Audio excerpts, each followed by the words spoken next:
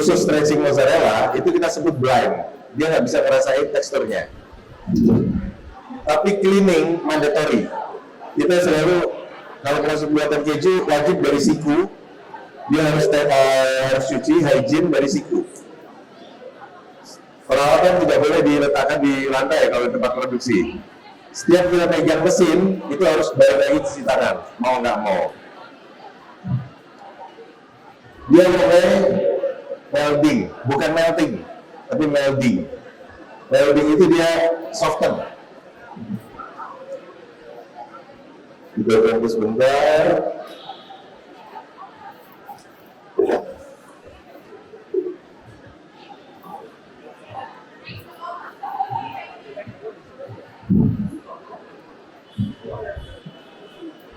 Ya,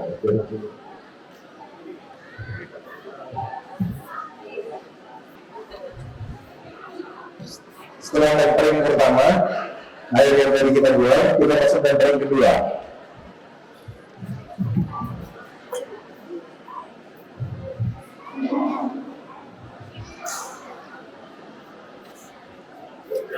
Mungkin saya jelasin kenapa proses tempering ini diperlukan. Jadi di susu, kalau susu dipanaskan di suhu 60 derajat ke atas, start 60 derajat, dia mulai kehilangan kalsium. Kalsium itu mulai lepas. Padahal kalsium itu yang membanding molekulnya susu. Fat, protein itu diikat oleh kalsium. Makin tinggi suhu yang dipanaskan, makin banyak kalsium lepas. Kenapa kita main di suhu 80 derajat?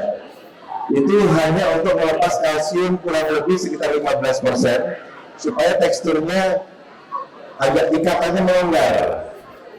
Kalau ikatannya melonggar,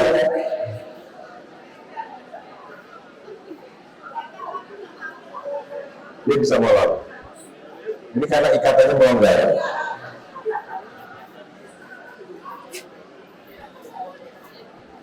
Suhu pasteurisasi 60 derajat, 63 derajat selama 30 menit. Di atas itu naik 73 derajat 15 detik untuk susu pasteurisasi. Di suhu tersebut, susu sudah kehilangan banyak kalsium. Teman-teman kalau bikin keju dari susu pasteurisasi, mau nggak mau harus menambahin kalsium klorida. Karena kalsiumnya tadi hilang. Kalau pakai susu pasteurisasi merek-merek yang beredar di pasaran, itu dia nggak mau menggumpal karena dia pernah dipanasin 80 derajat. Halo. Dipanasin 80 derajat sehingga kalsiumnya sudah banyak keluar. Kalau mau bikin keju dan dia ingin kejunya tetap menggumpal, maka angka kalsiumnya harus dikembalikan lagi dengan menambahi kalsium klorida. Itu yang menyebabkan jangan sekali-sekali bikin keju pakai susu UHT. Susu UHT itu sudah suhu 120 derajat selama 2 detik. Itu kalsiumnya sudah hilang, dan bukan hanya kalsium, hampir semuanya hilang. Itu kenapa dia di susu UHT biasanya ada tulisan omega 3, DHA, bla bla bla bla, itu ditambahkan. Saking sudah tidak ada isinya sebenarnya. Nggak mungkin, bahkan dengan susu UHT nggak mungkin menambahkan berapapun kalsium, dia tetap nggak bisa menggumpal. Oke, ini tempering ketiga.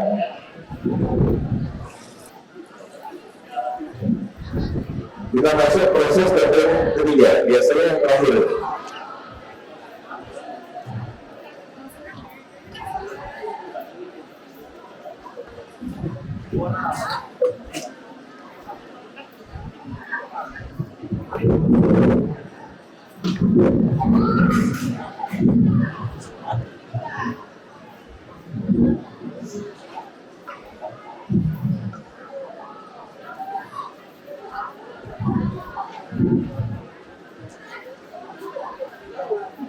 Nah, setelah tempering ketiga, bisa kita jadikan satu mesh, satu gumpalan besar.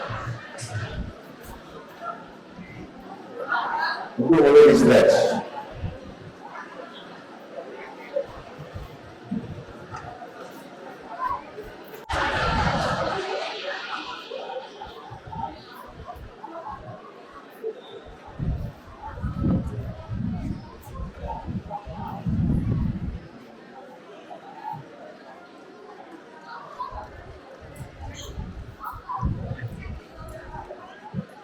Satu, dia permukaannya teksturnya silky smooth.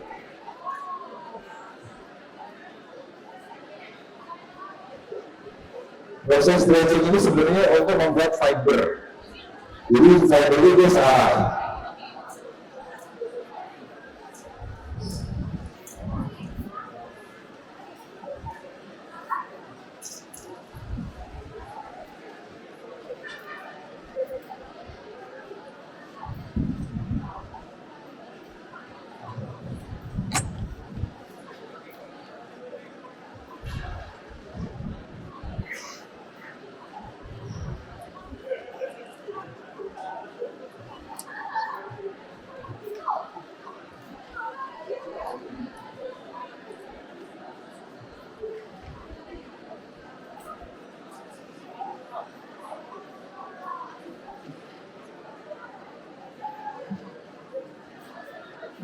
Nah, setelah posisinya sudah seperti ini, fibernya searah semua, baru dia bisa di molding, dibentuk.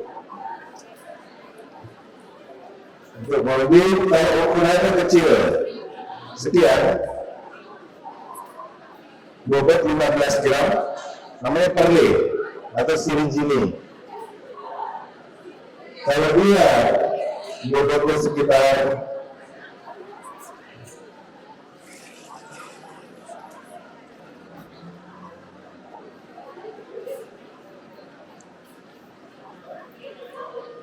60 gram, namanya bocconcini. Bocconcini.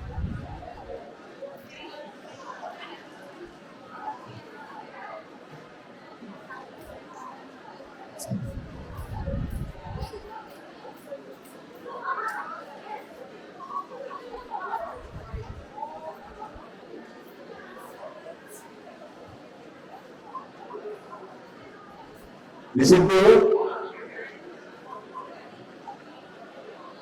namanya jadi nodini.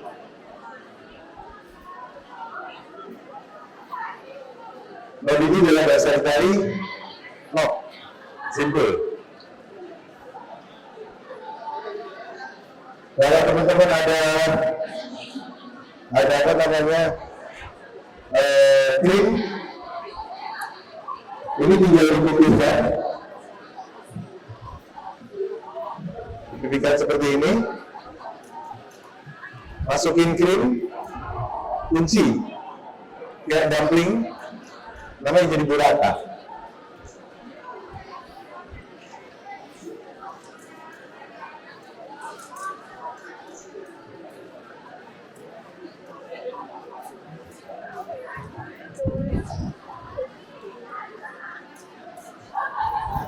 Kalau dikepang gini, namanya jadi treccia.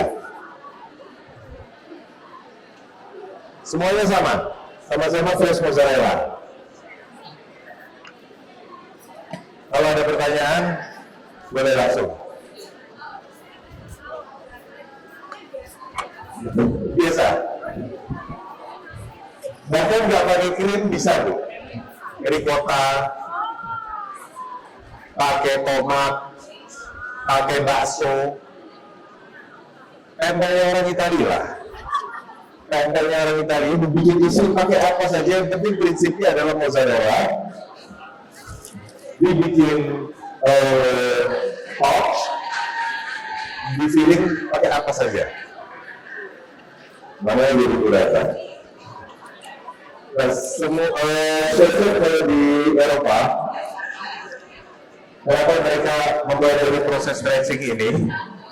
Karena mereka adalah fresh mozzarella terbaik adalah dikonsumsi tidak lebih dari 2 jam setelah dia di stretching. Kalau di cutting, ini yang terjadi tadi,